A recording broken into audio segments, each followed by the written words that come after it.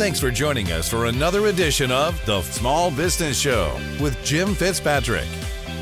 Hey everyone, Jim Fitzpatrick. Thanks so much for tuning in to today's show. To better understand prospective buyers, you have to ask the right questions. Matt Easton, sales trainer, consultant, and founder of Easton University, says there is power in asking your buyer questions about the consequences of not taking action. Matt joins us today to tell us more. Matt, thank you so much for joining us on the show. Very much appreciate your time.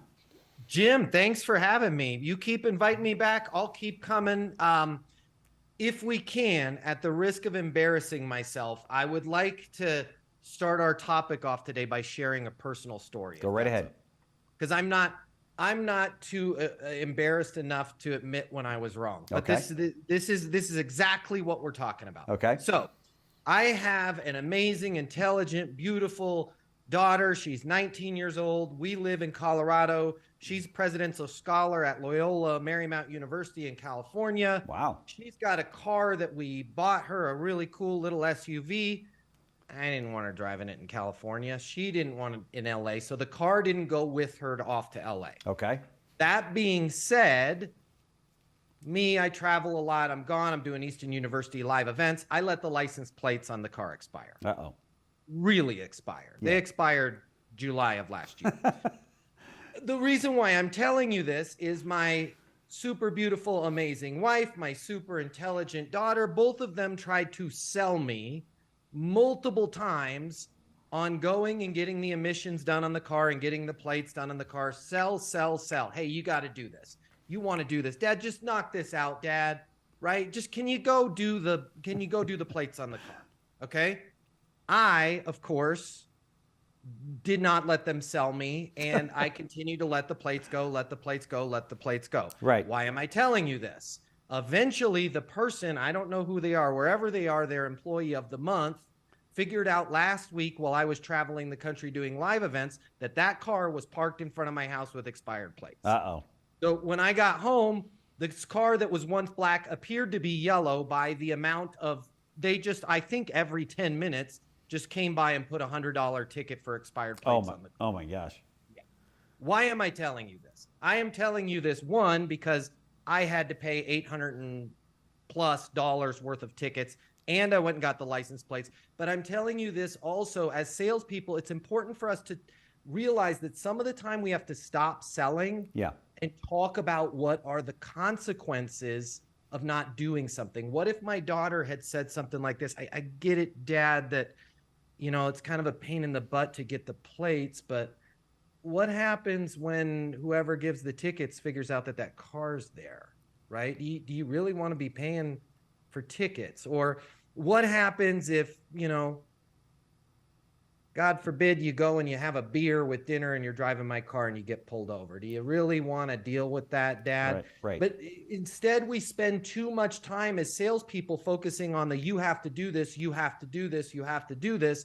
And we don't take those few seconds to get that customer, that prospect, to think about what are the ramifications if they don't do this, right? If I'm selling them something.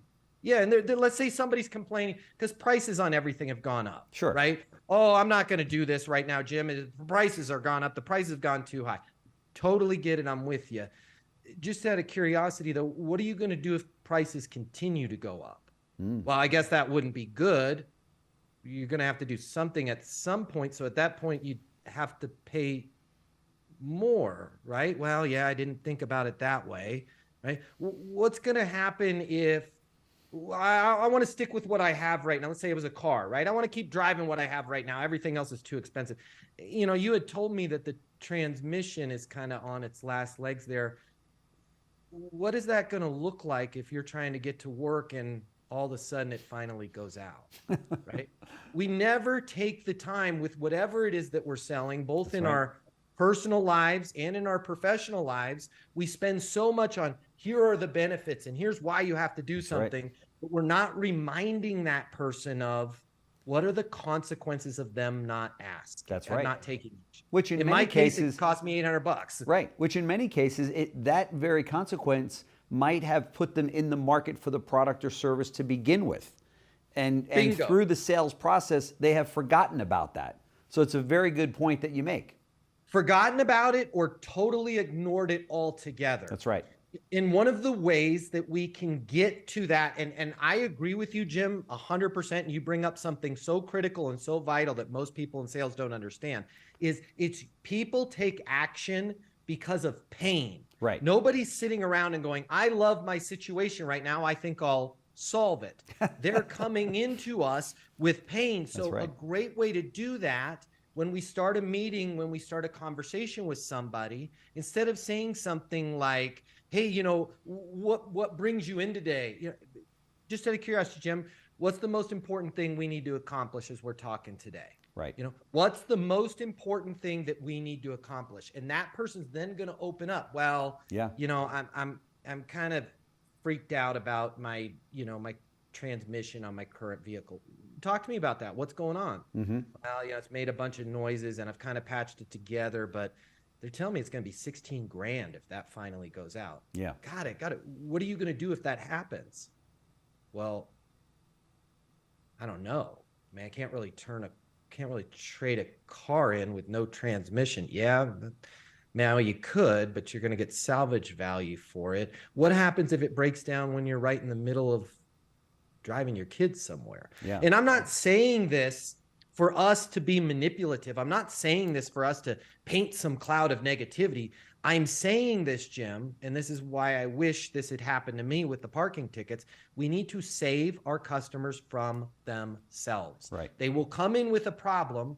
We'll talk on terms of features, benefits, and how great everything is, and we all ignore the problem. Well, a lot of times features, benefits, and things being great won't get somebody to take action. That's right. And then you got a single mom stranded on the highway in Atlanta with no transmission and 4 kids in the back of the car. And that's not good for you. It's not good for her. It's not good for anybody. That's right. We've got to shine the light on what the consequences are of not taking action. Yeah. And that fits. I'm just processing this, but that scenario fits in almost any sale that I can think of, right? 100%. Whether it be insurance sales or real estate or automobiles or really anything. You know, you want to bring up the what you just brought up, which is the consequences of not moving forward on this product or service. Yeah, think about all of the people out there dealing with type 1 diabetes. Mm-hmm. And that skillful physician, they can sit there and talk about insulin and this pump is great and this monitor is great and it's so easy, Jim, and it's just right on the side of your arm. But they also address the consequences of that person not maintaining their proper levels. And those consequences can be dire. That's right. For something like diabetes. You'll lose a foot, you can lose a leg. That's right. And a skillful physician cannot overlook that, and hopefully they don't. Sure. Because then you have patients that end up in dire circumstances. Right. And I know that most of us watching this program aren't treating patients, but Right. stranded on the side of the road is a bad thing. That's $800 in parking tickets is a bad thing. Not having your child's wedding happen on the right day is a bad thing because you didn't take the time to reserve that slot. But unfortunately, nobody wants to talk about that because those are scary subjects. That's exactly right. Is there anything on that you suggest salespeople stay away from? If somebody comes back and says, well, I don't even want to talk about that. I don't even want to think about that. Do you recommend salespeople either stay away or? That's a great question. So what I would not do, what I would stay away from if somebody goes, hey, I don't even want to talk about that. I want to think about that. What you don't want to do is go, hey, well, you better, because you don't want to be stuck on the side of the road. Right. What I would do is be empathetic mm-hmm. and use a tonality, a very lower, calmer tonality, the same way a doctor, I get it. I get it. Totally makes sense. Just out of curiosity, though, do you have a plan for if that happens, right? And slow it down. Don't try and oversell them on it. But when you calm down and allow them to talk, I think they're going to be more open. The minute they feel like we're pushing, right?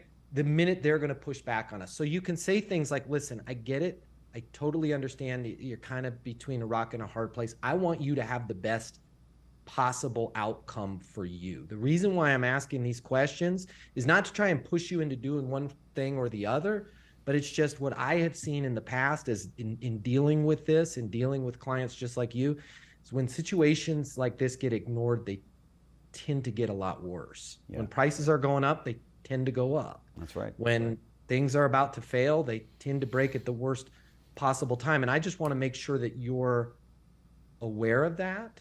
And if there's anything I can do to help you with that decision, whether it's going with us, staying where you're at right now, or even talking to somebody else, I'm happy to help you in any way I can. But the last thing I want to do is have you in a position where you didn't see it coming. That's right. And it's a very sincere, calm discussion, and one that will fester self-discovery on part of the consumer, right? That says, I hope you're making sense. Yeah, and I hope it's sincere. I know I'm sincere, Jim. I know you're sincere, Jim. I know at least probably 99% of the viewers out there are sincere. If you're not sincere, maybe go get another job. But realize this, when you operate this way, when you can ask those uncomfortable questions in a skillful way, whether that person does business with you or not, they are going to leave that interaction feeling like you were helpful and you were watching out for their best interest. That's right. We might not see it right away, and you might be bummed out being like, well, I didn't get that sale. But I am telling you, this is going to pay dividends for you. You're going to have people come in and say, hey, is Jim working? Oh, no, Jim's not here today. It's his day off. Oh, cool. We'll come back. Yep. Our friend Lisa, she had worked with Jim before, and she said Jim is an honest, straight shooter, and we'll wait for Jim to be here.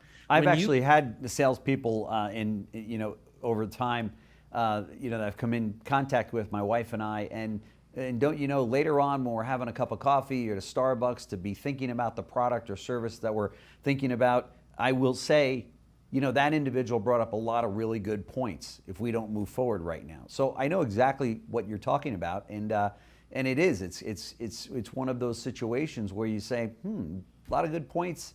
I think maybe we should consider this now, right?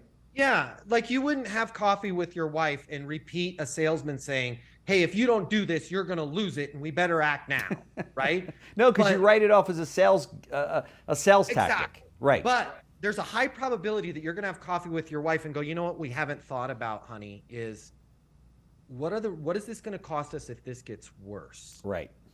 Right. On that heater, I know it's just the clinky clanky noise, and it's $1,700 to repair it, but have you even thought of what it would cost to get somebody up in that attic to replace it? Because when I was speaking with Brad over at the company, it's around $12,000 to replace it. So does it make sense for us to do the repair now so we're not looking at this thing overheating and burning out and costing us $12,000? That's right.